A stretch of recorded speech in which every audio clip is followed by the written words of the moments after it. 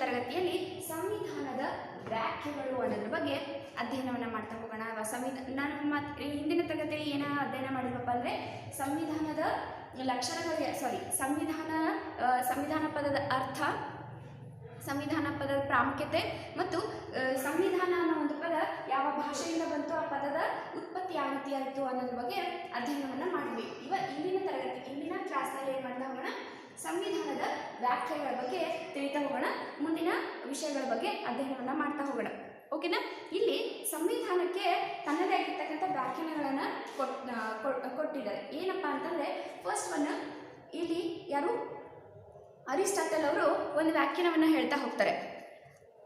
ಇವರು ಯಾರು? ಅರಿಸ್ಟಾಟಲ್.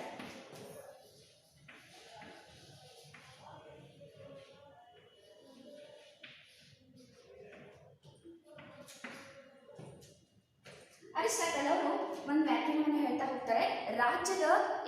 ರಾಜ್ಯದ ಆಡಳಿತ ಮತ್ತು ಅಧಿಕಾರವನ್ನು, ಅದರಲ್ಲೂ ಪರಮಾಧಿಕಾರವನ್ನು ವ್ಯವಸ್ಥಿತಗೊಳಿಸುವ ಮೂಲಭೂತ ಶಾಸನವೇ ಸಂವಿಧಾನ ಅಂತ ಹೇಳ್ತಾ ಇದ್ದಾರೆ. ನೋಡ್ರಿ, ಒಂದು ರಾಜ್ಯದ ಆಡಳಿತ ಇರ್ಬೋದು ಮತ್ತು ಆ ರಾಜ್ಯದ ಅಧಿಕಾರ ಇರ್ಬೋದು, ಅದರಲ್ಲೂ ಸರ್ವಶ್ರೇಷ್ಠ ಅಧಿಕಾರವಾಗಿರ್ತಕ್ಕಂಥ ಪರಮಾಧಿಕಾರವನ್ನು ಒಂದು ವ್ಯವಸ್ಥಿತವಾಗಿ ಹಂತ ಹಂತವಾಗಿ ಏನು ಮಾಡ್ತಾ ಹೋಗೋದು, ಅದನ್ನು ವ್ಯವಸ್ಥಿತಗೊಳಿಸ್ತಕ್ಕಂಥ ಮೂಲಭೂತ ಶಾಸನವನ್ನೇ ಸಂವಿಧಾನ ಅಂತ ಕರಿತೀವಿ ಅಂತ ಅರಿಸ್ಟಾಟಲ್ ಅವರು ಹೇಳ್ತಾ ಹೋಗ್ತಾ ಇದ್ದಾರೆ. ಇದೇ ರೀತಿಯಾಗಿ ಇನ್ನೂ ಒಬ್ಬರು ಯಾರು, ಲಾರ್ಡ್ ಬ್ರೈಸ್ ಅನ್ನೋರು ಕೂಡ ತಮ್ಮದೇ ಆದ ವ್ಯಾಖ್ಯಾನವನ್ನು ತಿಳಿಸ್ತಾ ಹೋಗ್ತಾರೆ.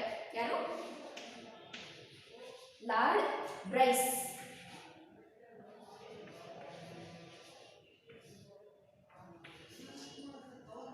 ಲಾರ್ಡ್ ಬ್ರೈಸ್ ಅನ್ನೋರು ಕೂಡ ತಮ್ಮದೇ ಆದ ವ್ಯಾಖ್ಯಾನವನ್ನು ತಿಳಿಸ್ತಾರೆ. ಸಂವಿಧಾನವು ರಾಜ್ಯದ ಕಾನೂನುಗಳು ಮತ್ತು ರೂಢಿಗಳ ಸಂಕಲನವಾಗಿದ್ದು ಅವುಗಳ ಅನ್ವಯ ರಾಜ್ಯದ ಜೀವನ ಮುಂದುವರಿತಾ ಹೋಗ್ತದೆ. ನೋಡ್ರಿ, ಸಂವಿಧಾನ ಅಂದ್ರೆ ಏನಂತ ಹೇಳ್ತಾ ಇದ್ದಾರಪ್ಪ ಅಂದ್ರೆ ರಾಜ್ಯದ ಕಾನೂನುಗಳು ಮತ್ತು ರೂಢಿಗಳು, ಇವುಗಳ ಸಂಕಲನ, ಇವುಗಳಿಂದ ಕೂಡಿರ್ತಕ್ಕಂಥ ಒಂದು ವ್ಯವಸ್ಥೆಯನ್ನ ಅವುಗಳನ್ನು ಅನ್ವಯ ಮಾಡಿಕೊಂಡು ರಾಜ್ಯದ ಜೀವನ ಏನಾಗ್ತಾ ಇದೆ, ಮುಂದುವರಿದುಕೊಂಡು ಹೋಗ್ತಾ ಇದೆ, ಸಾಗ್ತಾ ಹೋಗ್ತಾ ಇದೆ. ಅಂದ್ರೆ ಅದನ್ನೇನಂತೀವಿ ನಾವು ಸಂವಿಧಾನ ಅಂತ ಕರಿತೀವಿ. ಯಾವುದು? ರಾಜ್ಯ ಸರ್ಕಾರದ ಸಂವಿಧಾನದ ರಾಜ್ಯವು ಕಾನೂನುಗಳು ಮತ್ತು ರೂಢಿಗಳು ಅಂತ ನಾವು ಏನನ್ನು ಕರಿತಾ ಇದ್ದೀವಿ, ಅವೇ ಸಂವಿಧಾನಗಳಾಗಿದ್ದಾವೆ. ಅದೇ ಸಂವಿಧಾನ ಆಗಿದೆ. ಅವುಗಳನ್ನು ಕೂಡಿಸ್ಬಿಟ್ಟು ಒಂದು ರಾಜ್ಯವನ್ನು ಮುಂದುವರಿಸಿಕೊಂಡು ಮುಂದುವರಿಸಿಕೊಂಡು ಹೋಗಲಾಗ್ತಾ ಇದೆ ಅನ್ನೋದರಲ್ಲಿ ತಿಳಿಸ್ತಕ್ಕಂಥದ್ದನ್ನ ಯಾರು? ಲಾರ್ಡ್ ಬ್ರೈಸ್ ಅವರು ಹೇಳ್ತಾ ಹೋಗ್ತಾ ಇದ್ದಾರೆ. ನೆಕ್ಸ್ಟ್ ಇನ್ನೊಂದು ಜಾನ್ ಆಸ್ಟಿನ್ ಅನ್ನೋರು ಕೂಡ ತಮ್ಮದೇ ವ್ಯಾಖ್ಯಾನವನ್ನು ಕೊಡ್ತಾರೆ.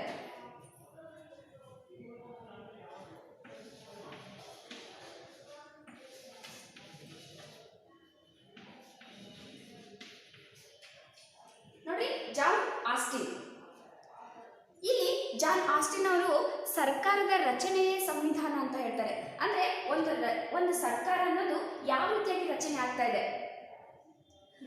ಅದರ ನೀತಿ ನಿಯಮಗಳೇನು, ರೂಢಿಗಳೇನು, ಕಾನೂನುಗಳೇನು, ಶಾಸನಗಳೇನು, ಆ ಸರ್ಕಾರ ಯಾವ ರೀತಿಯಾಗಿ ಎಂಥ ಉದ್ದೇಶಗಳನ್ನ ಒಳಗೊಂಡಿದೆ, ಅಂದ್ರೆ ಒಂದು ಸರ್ಕಾರ ರಚನೆ ಆಗ್ತಾ ಇದೆ ಅಂದ್ರೆ ಒಂದು ಸರ್ಕಾರನ ಒಂದು ರಾಜ್ಯದಲ್ಲಿ ಒಂದು ಸರ್ಕಾರ ರಚನೆಯಾಗಿ ತನ್ನ ಆಡಳಿತವನ್ನು ನೆರವೇರಿಸಿಕೊಂಡು ಹೋಗ್ತಾ ಇದೆ ಅಂದ್ರೆ ಒಂದು ಜನಪರ ಸರ್ಕಾರ ರಚನೆ ಆಗಿದೆ ಅಂದ್ರೆ ಅದನ್ನೇ ನಾವು ಅಂದ್ರೆ ಆಗಿರ್ತಕ್ಕಂಥ ಸರ್ಕಾರದ ರಚನೆಯನ್ನೇ ಏನಂತೀವಿ ನಾವು ಸಂವಿಧಾನ ಅಂತ ಕರಿತೀವಿ ಅಂತ ಇಲ್ಲಿ ಜಾನ್ ಆಸ್ಟಿನ್ ಅವರು ಹೇಳ್ತಾ ಹೋಗ್ತಾ ಇದ್ದಾರೆ. ಈ ರೀತಿಯಾಗಿರ್ತಕ್ಕಂಥ ಸಂವಿಧಾನದ ವ್ಯಾಖ್ಯಾನಗಳನ್ನು ನಾವು ಅಧ್ಯಯನವನ್ನ ಮಾಡ್ತಾ ಹೋಗ್ಬೋದು ಅಂತ ತಿಳಿಬೋದು. ಇಲ್ಲಿ ಕೆಲವೊಂದು ಸಂವಿಧಾನದ ಗುಣಲಕ್ಷಣಗಳನ್ನು ಕೊಟ್ಟಿದ್ದಾರೆ, ಹೌದಾ? ಸಂವಿಧಾನದ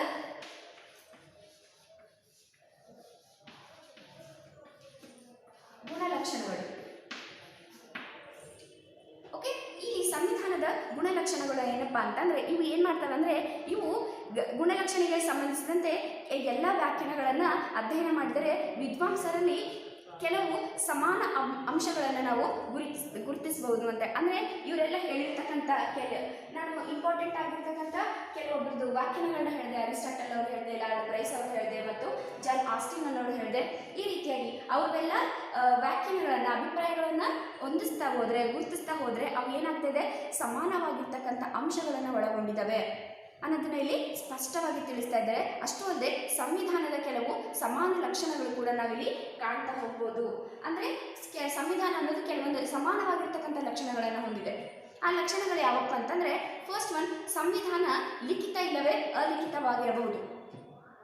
ನೋಡಿ, ನಾವು ಹೇಳ್ತಾ ಇದ್ವಿ ಒಂದು ದೇಶಕ್ಕೆ ಒಂದು ತನ್ನದೇ ಆದ ಸಂವಿಧಾನ ಇರಬೇಕು. ಆ ಸಂವಿಧಾನದಿಂದ ಸರ್ಕಾರ ರಚನೆ ಆಗುತ್ತೆ, ಶಾಸನಗಳ ರಚನೆ ಆಗ್ತವೆ, ಕಾನೂನುಗಳ ರಚನೆ ಆಗ್ತವೆ, ಹಾಗೆ ಹೀಗೆಲ್ಲ ಹೇಳಿದ್ವಿ. ಬಟ್ ಈ ಆ ಸಂವಿಧಾನ ಅನ್ನೋದು, ಒಂದು ದೇಶಕ್ಕೆ ಸಂವಿಧಾನ ಇರಬೇಕು ಅಂತ ಹೇಳ್ತಾ ಇದ್ದೀವಿ. ಆ ಸಂವಿಧಾನ ಲಿಖಿತ ರೂಪದಲ್ಲಿ ಇರ್ಬೋದು ಅಥವಾ ಅಲಿಖಿತ ರೂಪದಲ್ಲಿರಬಹುದು. ಅಂದ್ರೆ ಲಿಖಿತ ರೂಪದಲ್ಲಿ ಇರೋದಂದ್ರೆ ಬರವಣಿಗೆ ರೂಪದಲ್ಲಿ ಇರ್ತಕ್ಕಂಥದ್ದು. ಅಲಿಖಿತ ರೂಪದಲ್ಲಿ ಇರೋದು ಅಂತಂದ್ರೆ ಯಾವುದು ಅಂದ್ರೆ ಯಾವುದನ್ನ ಕಾರ್ಯರೂಪಕ್ಕಷ್ಟೇ ತರ್ತಕ್ಕಂಥದ್ದು, ಬರಿದೇ ಇರ್ತಕ್ಕಂಥ. ಅಲಿಖಿತ ರೂಪದಲ್ಲಿ ಇರ್ತಕ್ಕಂಥದ್ದು ಬರಿದೇ ಇರ್ತಕ್ಕಂಥ ಸಂವಿಧಾನ. ಅದನ್ನು ನಾವು ಲಿಖಿತ ರೂಪದಲ್ಲಾಗಿದೆ ಅಥವಾ ಅಲಿಖಿತ ರೂಪದಲ್ಲಿ ಇರ್ತಕ್ಕಂಥ ಸಂವಿಧಾನಗಳನ್ನು ನಾವು ಕಾಣ್ತಾ ಹೋಗ್ಬೋದು. ಇದು ಸಮಾನ ಲಕ್ಷಣ ಅಂತ ನಾವು ತಿಳ್ಕೊಬೋದು. ನೆಕ್ಸ್ಟು, ಸಂವಿಧಾನವು ರಾಜ್ಯದ ಸ್ವರೂಪವನ್ನು ವಿವರಿಸ್ತಾ ಹೋಗ್ತದೆ. ಒಂದು ರಾಜ್ಯವು ಪ್ರಜಾಪ್ರಭುತ್ವ ಅಥವಾ ನಿರಂಕುಶಾಧಿಕಾರ ಸರ್ಕಾರವು ಏಕಾತ್ಮಕ ಅಥವಾ ಸಂಯುಕ್ತ ಸರ್ಕಾರವು ಎಂಬುದನ್ನು ಕೂಡ ಇದು ಸ್ಪಷ್ಟಪಡಿಸ್ತಾ ಹೋಗ್ತದೆ. ಒಂದು ದೇಶಕ್ಕೆ ಸಂವಿಧಾನ ಇದೆ, ಆ ಸಂವಿಧಾನ ಯಾವುದು ರಾಜ್ಯದ ಸ್ವರೂಪವನ್ನು ವಿವರಿಸ್ತಾ ಹೋಗ್ತದೆ. ರಾಜ್ಯದಲ್ಲಿ ಯಾವ ರೀತಿಯಾಗಿರ್ತಕ್ಕಂಥ ಲಕ್ಷಣಗಳನ್ನು ಒಳಗೊಂಡಿದೆ, ಯಾವ ರೀತಿಯಾಗಿರ್ತಕ್ಕಂಥ ಸರ್ಕಾರ ಹೊಂದಿದೆ ಅದನ್ನು ತಿಳಿಸುತ್ತೆ. ಅಷ್ಟೂ ಅಲ್ಲದೆ ಒಂದು ರಾಜ್ಯವು ಪ್ರಜಾಪ್ರಭುತ್ವ ಸರ್ಕಾರವಾಗಿದೆನೋ ಅಥವಾ ನಿರಂಕುಶ ಅಧಿಕಾರವನ್ನು ಹೊಂದಿದೆನೋ ಅಂತ ಹೇಳ್ತಾರೆ. ನಮ್ಮ ಭಾರತ ದೇಶದಲ್ಲಿ ಪ್ರಜಾಪ್ರಭುತ್ವ ಸರ್ಕಾರ ಜಾರಿಯಲ್ಲಿದೆ. ಪ್ರಜೆಗಳಿಂದ ಪ್ರಜೆಗಳಿಗಾಗಿ ಪ್ರಜೆಗಳಿಗೋಸ್ಕರ ಇರ್ತಕ್ಕಂಥದ್ದು. ಇಲ್ಲಿ ನಿರಂಕುಶ ಅಧಿಕಾರ ಅಂತಂದ್ರೆ ಎಲ್ಲ ಅಧಿಕಾರ ಒಬ್ಬನಲ್ಲೇ ಇರ್ತಕ್ಕಂಥದ್ದು. ಆ ದೇಶಕ್ಕೆ ಯಾವುದೇ ಒಂದು ಕಾನೂನನ್ನು ಜಾರಿಗೆ ತರಬೇಕು, ಯಾವುದೇ ಒಂದು ವ್ಯವಸ್ಥೆಯನ್ನು ಶಾಸನವನ್ನು ಜಾರಿಗೆ ತರಬೇಕು ಅಂತಂದರೆ ಅವನು ಏನು ಮಾಡಬೇಕು, ಅವನೇ ಹೊರಡಿಸ್ತಕ್ಕಂಥ ಕಾನೂನನ್ನೇ ಏನು ಮಾಡಬೇಕು, ಎಲ್ಲರೂ ಫಾಲೋ ಮಾಡಬೇಕು. ಯಾವುದೇ ರೀತಿಯಾಗಿರ್ತಕ್ಕಂಥ ಜನಾಭಿಪ್ರಾಯಗಳಿಲ್ಲ. ಪ್ರಜಾಪ್ರಭುತ್ವ ಅನ್ನೋದು ಮೊದಲೇ ಇಲ್ಲ. ಆ ರೀತಿಯಾಗಿರ್ತಕ್ಕಂಥ ವ್ಯವಸ್ಥೆಗಳಿದ್ದಾವೆ, ಅದನ್ನು ನೋಡ್ಕೋಬೇಕು. ಮತ್ತು ಏಕಾತ್ಮಕ ಮತ್ತು ಸಂಯುಕ್ತ ಸರ್ಕಾರ ಇದೆನೋ ಅನ್ನೋದ್ರ ಬಗ್ಗೆ ಕೂಡ ಸ್ಪಷ್ಟಪಡಿಸಿಕೊಂಡಾಗ ಈ ಸಂವಿಧಾನವನ್ನು ಜಾರಿಗೆ ತರ್ಬೋದು. ಅಥವಾ ಸಂವಿಧಾನದ ಒಂದು ಲಕ್ಷಣ, ಸಮಾನ ಲಕ್ಷಣ ಅಂತ ಕೂಡ ನಾವು ಇದನ್ನು ಕರಿತಾ ಹೋಗ್ಬೋದು. ನೆಕ್ಸ್ಟ್ ಲಕ್ಷಣ ಬಂದು, ಸಂವಿಧಾನವು ಸರ್ಕಾರದ ಸ್ವರೂಪವನ್ನು, ಅಂದರೆ ರಾಜ್ಯ, ಸಂಸದೀಯ ಮತ್ತು ಅಧ್ಯಕ್ಷೀಯ ಸರ್ಕಾರವು ಎಂಬುದನ್ನು ಕೂಡ ವಿವರಿಸ್ತಾ ಹೋಗ್ತದೆ. ನೋಡ್ರಿ, ಸಂವಿಧಾನವು ಸರ್ಕಾರದ ಸ್ವರೂಪವನ್ನ, ಅಂದ್ರೆ ಸರ್ಕಾರ ಜನಪರವಾಗಿದೆನೋ ಅಥವಾ ಸ್ವಾರ್ಥದಾಗಿದೆನೋ, ಜನರ ಹಿತಾಸಕ್ತಿಯನ್ನು ಬಯಸ್ತಾ ಇದ್ದೇನೋ ಅಥವಾ ತಮ್ಮ ಸ್ವಂತಿಕೆ ಬಗ್ಗೆ ವಿಚಾರವನ್ನ ಮಾಡ್ತಾ ಇದ್ದೇನೋ, ಆ ರೀತಿಯಾಗಿ ಸರ್ಕಾರದ ಸ್ವರೂಪವನ್ನು ತಿಳಿತಕ್ಕಂಥದ್ದು. ಅಂದ್ರೆ ಯಾವುದು ರಾಜ್ಯದ ಸಂಸದೀಯ ಅಥವಾ ಅಧ್ಯಕ್ಷೀಯ ಸರ್ಕಾರವನ್ನು ಹೊಂದಿದ್ದೇನೋ ಅಂತ ಇಲ್ಲಿ ಹೇಳ್ತಾ ಇದ್ದಾರೆ. ನಮ್ಮ ಭಾರತ ದೇಶ ಸಂಸದೀಯ ಸರ್ಕಾರಿ ಪದ್ಧತಿಯನ್ನು ಹೊಂದಿದೆ, ಅಧ್ಯಕ್ಷೀಯ ಸರ್ಕಾರಿ ಪದ್ಧತಿಯನ್ನು ಹೊಂದಿಲ್ಲ. ಹೌದಾ? ಈ ರೀತಿಯಾಗಿರ್ತಕ್ಕಂಥ ವ್ಯವಸ್ಥೆಯನ್ನು ನಾವಿಲ್ಲಿ ಕಾಣ್ತಾ ಹೋಗ್ಬೋದು ಅಂತ ಹೇಳ್ತಾರೆ. ನೆಕ್ಸ್ಟು, ಸಂವಿಧಾನವು ಸರ್ಕಾರ ಮತ್ತು ಪ್ರಜೆಗಳಿಗಿರುವ ಸಂಬಂಧವನ್ನು ನಿರ್ಧರಿಸುತ್ತದೆ.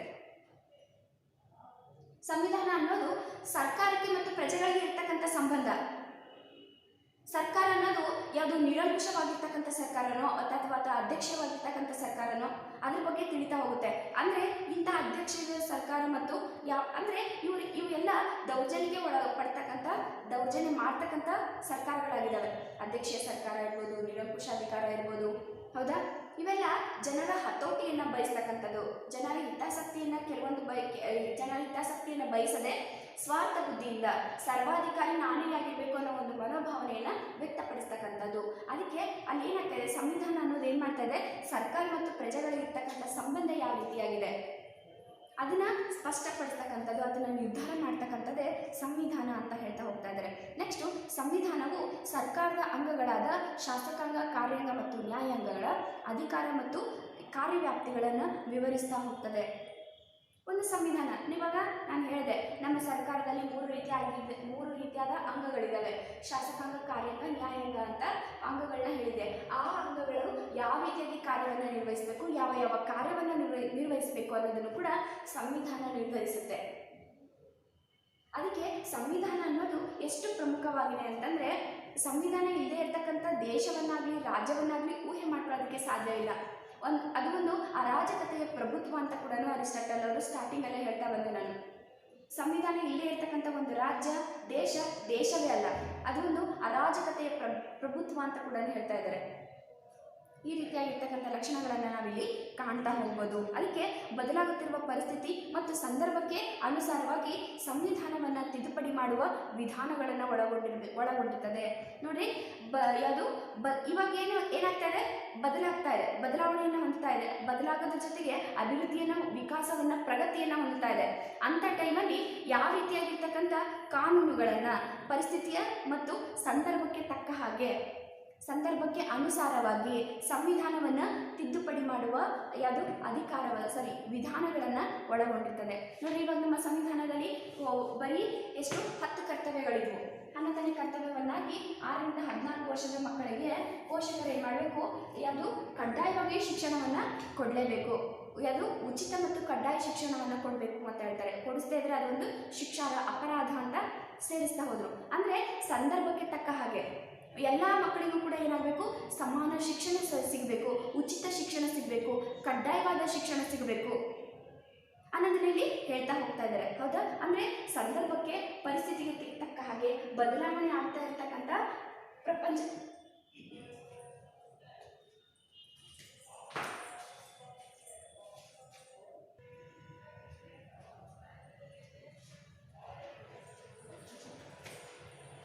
ಓಕೆ.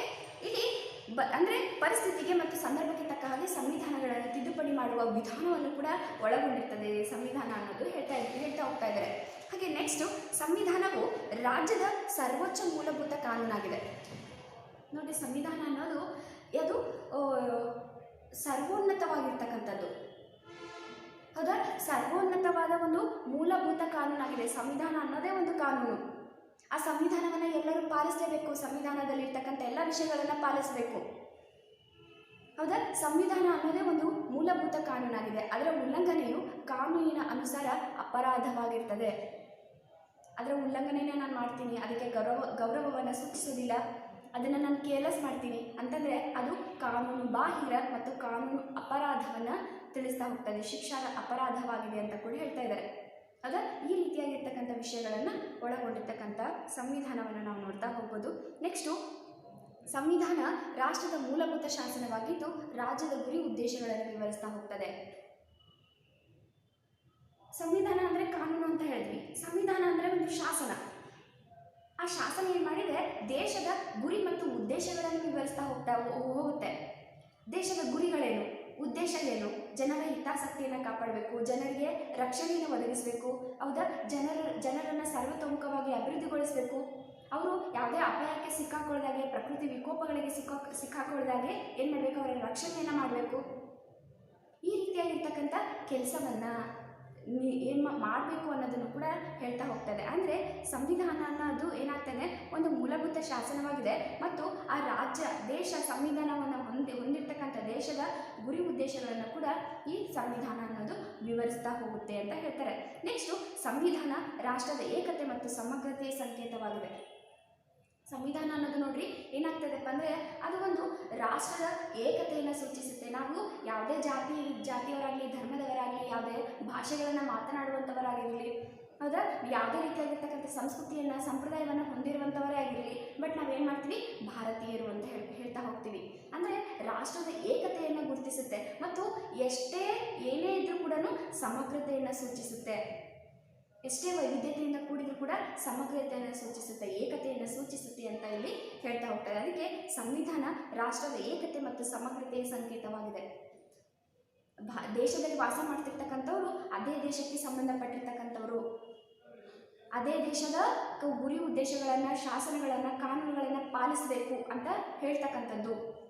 ಇವುಗಳೇನಾಗ್ತಾ ಹೋಗ್ತವೆ, ಪ್ರಮುಖವಾದವಾಗಿದೆ ಅಂತ ಹೇಳ್ತಾ ಹೋಗ್ತಾರೆ. ನೆಕ್ಸ್ಟು, ಪೌರರ ಹಕ್ಕು ಕರ್ತವ್ಯಗಳನ್ನು ಒಳಗೊಂಡಿರ್ತದೆ, ಅವುಗಳನ್ನು ರಕ್ಷಣೆ ಮಾಡುತ್ತೆ ಕೂಡ.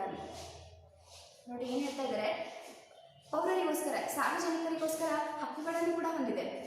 ಸಾರ್ವಜನಿಕರಿಗೆ ಬೇಕಾಗಿರ್ತಕ್ಕಂಥ ಹಕ್ಕುಗಳು ಕೂಡ ಇದ್ದಾವೆ ಮತ್ತು ಕರ್ತವ್ಯಗಳು ಕೂಡ ಇದ್ದಾವೆ. ಕೇವಲ ಪಡೆದುಕೊಳ್ಳೋದಷ್ಟೇ ಅಲ್ಲ. ಹೌದಾ? ಒಂದು ಮಾತು ಹೇಳ್ತಾರೆ, ದೇಶ ನಮಗೇನು ಕೊಡ್ತು ಅಂತ ಅನ್ನೋದಕ್ಕಿಂತ ದೇಶಕ್ಕೆ ನಾವೇನು ಕೊಟ್ವಿ ಅಂತ ಒಂದ್ಸರಿ ಯೋಚನೆ ಮಾಡಿದಪ್ಪ ಅಂದರೆ ಏನೂ ಕಾಣಿಸಲ್ಲ, ಶೂನ್ಯ ಅಂತ ಹೇಳ್ತಾರೆ. ಹೌದು ತಾನೆ? ಅದೇ ರೀತಿಯಾಗಿ ಅಂದರೆ ಪೌರರಿಗೋಸ್ಕರ ಹಕ್ಕುಗಳನ್ನು ಕೊಟ್ಟಿದ್ದೀವಿ, ರಾಜ್ಯ ನಿರ್ದೇಶಾತ್ಮಕ ತತ್ವಗಳನ್ನು ಕೊಟ್ಟಿದ್ದೀವಿ, ಅವರಿಗೆ ಅಷ್ಟು ಮೀಸಲಾತಿಯನ್ನು ಕೊಟ್ಟಿದ್ದೀವಿ, ಹೌದಾ? ಅವ್ರಿಗಾಗಿನೇ ಕೆಲವೊಂದು ಸೌಲಭ್ಯಗಳನ್ನು ಒದಗಿಸಿಕೊಟ್ಟಿದ್ದೀವಿ, ಅದೆಲ್ಲ ಕೊಡೋದ್ರಲ್ಲೇ ಇದೆ. ಕರ್ತವ್ಯಗಳು ಅಂತ ಇದೆ. ಆ ಕರ್ತವ್ಯಗಳನ್ನು ಏನು ಮಾಡಬೇಕು? ಇಲ್ಲಿ ಏನು ಹೇಳ್ತಾ ಇದ್ದಾರೆ? ಸಂವಿಧಾನವನ್ನು ಗೌರವಿಸಬೇಕು, ರಾಷ್ಟ್ರ ಧ್ವಜಕ್ಕೆ ಗೌರವವನ್ನು ಸೂಚಿಸಬೇಕು, ರಾಷ್ಟ್ರಗೀತೆ ಹಾಡುವಾಗ ಎದ್ದು ನಿಲ್ಲಬೇಕು, ಗೌರವವನ್ನು ಸೂಚಿಸಬೇಕು, ಅಂದರೆ ರಾಷ್ಟ್ರ ಧ್ವಜಕ್ಕೆ ಲಾಂಛನಕ್ಕೆ ಗೌರವವನ್ನು ಸೂಚಿಸಬೇಕು ಅನ್ನೋದನ್ನ ಇಲ್ಲಿ ಹೇಳ್ತಾ, ಅಂದರೆ ಕರ್ತವ್ಯದಲ್ಲಿ ಹೇಳ್ತಾ ಹೋಗ್ತಾ ಇದ್ದಾರೆ. ಆ ಕರ್ತವ್ಯವನ್ನು ನಾವು ಸರಿಯಾದ ರೀತಿಯಲ್ಲಿ ನಿಭಾಯಿಸಬೇಕು. ಹಕ್ಕುಗಳನ್ನು ಯಾವ ರೀತಿಯಾಗಿ ಬಯಸ್ತಾ ಇದ್ದೀವಿ ಅದೇ ರೀತಿಯಾಗಿ ಕೊಡ್ತಕ್ಕಂಥ ಕೆಲಸವನ್ನು ಕೂಡ ನಾವಿಲ್ಲಿ ಮಾಡಬೇಕು. ಅದಕ್ಕೆ ಪೌರರಿಗಾಗಿ ಹಕ್ಕುಗಳು ಕೂಡ ಇದ್ದಾವೆ ಮತ್ತು ಅವರ ಕರ್ತವ್ಯಗಳು ಕೂಡ ಇದ್ದಾವೆ. ಕರ್ತವ್ಯಗಳನ್ನು ಕೂಡ ಒಳಗೊಂಡಿದ್ದಾರೆ. ಅದನ್ನು ಸಂವಿಧಾನ ಅನ್ನೋದು ಏನು ಮಾಡುತ್ತೆ? ರಕ್ಷಣೆ ಮಾಡ್ತಾ ಹೋಗುತ್ತೆ. ಹೌದಾ? ಈ ರೀತಿಯಾಗಿರ್ತಕ್ಕಂತಹ ಲಕ್ಷಣಗಳು ಏನು ಮಾಡ್ತಾ ಇದೆ? ಸಂವಿಧಾನ ತನ್ನದೇ ಆಗಿರ್ತಕ್ಕಂಥ ಸಾಮಾನ್ಯ ಅಥವಾ ಸಮಾನ ಗುಣಲಕ್ಷಣಗಳನ್ನು ಹೊಂದಿದೆ ಅಂತ ತಿಳಿತಾ ಹೋಗ್ಬೋದು. ಹೌದಾ? ನೆಕ್ಸ್ಟು ಸಂವಿಧಾನದ ಪ್ರಾಮುಖ್ಯತೆ. ಇಲ್ಲಿ ಸಂವಿಧಾನದ ಪ್ರಾಮುಖ್ಯತೆ ಅನ್ನೋದು ಆಧುನಿಕ ರಾಜ್ಯಗಳು ಸಂವಿಧಾನಾತ್ಮಕ ರಾಜ್ಯಗಳು. ಪ್ರತಿಯೊಂದು ರಾಜ್ಯಗಳು ತಮ್ಮದೇ ಆದ ಸಂವಿಧಾನಗಳನ್ನು ಹೊಂದಿರ್ತವೆ. ನಾವಿಲ್ಲಿ ರಾಜ್ಯಗಳು ಅಂತಂದರೆ ಕನ್ಸಿಡರ್ ಮಾಡೋಣ ದೇಶಕ್ಕೆ. ಆಗ ಏನಾಗ್ತಾ ಇದೆಯಪ್ಪ ಅಂದರೆ ಇಲ್ಲಿ ಒಂದೊಂದು ದೇಶಗಳೇನಾಗಿದ್ದಾವೆ? ಆಧುನಿಕ ದೇಶಗಳಾಗಿದ್ದಾವೆ, ಮಾಡರ್ನ್ ಕಂಟ್ರೀಸ್ ಆಗಿದ್ದಾವೆ. ಅವುಗಳಲ್ಲಿ ಏನಾಗ್ತಾ ಇದ್ದಾವೆ? ಸಂವಿಧಾನಾತ್ಮಕವಾದ ರಾಜ್ಯಗಳಾಗಿದ್ದಾವೆ, ಸಂವಿಧಾನಗಳನ್ನು ಹೊಂದಿರತಕ್ಕಂಥ ದೇಶಗಳಾಗಿದ್ದಾವೆ. ಅವುಗಳು ಪ್ರತಿಯೊಂದು ರಾಜ್ಯಗಳು ತಮ್ಮದೇ ಆದ ಸಂವಿಧಾನವನ್ನು ಯಾವುದು ಹೊಂದಿರತಕ್ಕಂಥ ದೇಶಗಳಾಗಿದ್ದಾವೆ ಅಂತ ನಾವು ತಿಳಿತಾ ಹೋಗ್ಬೋದು. ಹೌದಾ? ಇದಿಷ್ಟು ಅಂದರೆ ಸಂವಿಧಾನ ಪ್ರಾಮುಖ್ಯತೆ. ಅದರ ಇಂಪಾರ್ಟೆನ್ಸ್ ಏನು? ಯಾಕೆ ಬೇಕು ರಾಷ್ಟ್ರಕ್ಕೆ ಸಂವಿಧಾನ? ಯಾಕೆ ಬೇಕು? ನಾನು ಸಂವಿಧಾನದ ಸಮಾನ ಲಕ್ಷಣಗಳಲ್ಲಿ ಅಥವಾ ಸಾಮಾನ್ಯ ಲಕ್ಷಣಗಳಲ್ಲಿ ಹೇಳ್ತಾ ಬಂದೆ. ಹೌದಾ? ಅವ್ರದ್ದೇ ಆಗಿರ್ತಕ್ಕಂಥ ಹಕ್ಕುಗಳಿದ್ದಾವೆ, ಕರ್ತವ್ಯಗಳಿದ್ದಾವೆ. ಆಮೇಲೆ ಅವ್ರದ್ದೇ ಆಗಿರ್ತಕ್ಕಂಥ ಯಾವುದು ರಾಷ್ಟ್ರಕ್ಕೆ ಅಥವಾ ದೇಶಕ್ಕೆ ನಾವು ಏನು ಮಾಡ್ಬೋದು? ನಾವು ಯಾವುದು ಏಕತೆಯಿಂದ ಕೂಡಿರ್ತಕ್ಕಂಥದ್ದು ಮತ್ತು ಸಮಗ್ರತೆಯನ್ನು ಹೊಂದಿರತಕ್ಕಂಥದ್ದು ಅಂತ ನಾವು ಹೇಳ್ತಾ ಬಂದ್ವಿ. ಈ ರೀತಿಯಾಗಿ ಇವುಗಳೆಲ್ಲ ಏನಾಗ್ತಾ ಇದ್ದಾವೆ ಅಂದರೆ ಸಮಾನ ಲಕ್ಷಣಗಳಾಗಿರ್ತವೆ. ಅದೇ ರೀತಿಯಾಗಿ ಸಂವಿಧಾನ ಅನ್ನೋದು ಕೂಡ ಏನಾಗಿದೆ? ತನ್ನದೇ ಆದ ಪ್ರಾಮುಖ್ಯತೆಯನ್ನು ಒಳಗೊಂಡಿದೆ. ಆ ಪ್ರಾಮುಖ್ಯತೆಗಳಲ್ಲಿ ರಾಜ್ಯ ಅನ್ನೋದು ಕೂಡ ತನ್ನದೇ ಆದ ಅಥವಾ ದೇಶ ಅನ್ನೋದು ತನ್ನದೇ ಆದ ಒಂದು ಸಂವಿಧಾನವನ್ನು ಹೊಂದಿದೆ. ಆ ಸಂವಿಧಾನ ರಾಜ್ಯದ ಸ್ಥಾಪನೆಯ ವ್ಯವಸ್ಥೆ ಮತ್ತು ಸರ್ಕಾರವು ಆ ದೇಶ ಒಪ್ಪಿಕೊಂಡ ಸಂವಿಧಾನದಲ್ಲಿ ವಿವರಿಸುವಂತಿರ್ತದೆ. ಅಂದರೆ ಸಂವಿಧಾನನ ಹೊಂದಿರೋದಷ್ಟೇ ಅಲ್ಲ, ಒಂದು ರಾಜ್ಯ ಸ್ಥಾಪನೆ ಆಗಬೇಕು ಅಂತಂದ್ರೂ ಕೂಡ ಸಂವಿಧಾನ ಬೇಕು. ಹೌದಾ? ಆ ಸಂವಿಧಾನ ಅಷ್ಟೇ, ಅದು ಒಂದು ಆ ಸ್ಥಾಪನೆಯ ವ್ಯವಸ್ಥಿತವಾಗಿರ್ತಕ್ಕಂಥ ಸ್ಥಾಪನೆ ಆಗಬೇಕು. ಒಂದು ರಾಜ್ಯ ವ್ಯವಸ್ಥಿತವಾಗಿ ಸ್ಥಾಪನೆ ಆಗಬೇಕು. ಮತ್ತು ಅಲ್ಲಿ ಸರ್ಕಾರವನ್ನು ರಚನೆ ಮಾಡ್ತೀವಿ ಅಂದರೆ ಆ ಸರ್ಕಾರವು ಕೂಡ ಏನಾಗಬೇಕು? ಆ ರಾಜ್ಯ ಒಪ್ಪಿಕೊಂಡಿರ್ತಕ್ಕಂಥ ಸರ್ಕಾರವನ್ನು ಮಾತ್ರ ನಾವು ನಡೆಸಬೇಕು ಅನ್ನೋದನ್ನ ಇಲ್ಲಿ ಹೇಳ್ತಾ ಹೋಗ್ತಾ ಇದ್ದಾರೆ. ಹೌದಾ? ಇದಿಷ್ಟು ಇಂದಿನ ಆನ್ಲೈನ್ ತರಗತಿ. ಇಲ್ಲಿ ಏನಾದರೂ ಡೌಟ್ಸ್ಗಳು ಇತ್ತಪ್ಪ ಅಂತಂದರೆ ನನಗೆ ಕಾಲ್ ಮಾಡಿ ಡೌಟ್ಗಳನ್ನ ಕ್ಲಿಯರ್ ಮಾಡ್ಕೊಳ್ರಿ. ಓಕೆನಾ? ನಾನು ಇದ್ರದ ಮುಂದಿನ ವಿವರಣೆಯನ್ನು ಮುಂದಿನ ತರಗತಿಯಲ್ಲಿ ಹೇಳ್ತಾ ಹೋಗ್ತೀನಿ. ಓಕೆ? ನನ್ನ ಆನ್ಲೈನ್ ತರಗತಿಯನ್ನು ಇಲ್ಲಿಗೆ ಮುಗಿಸ್ತೀನಿ. ಧನ್ಯವಾದಗಳು.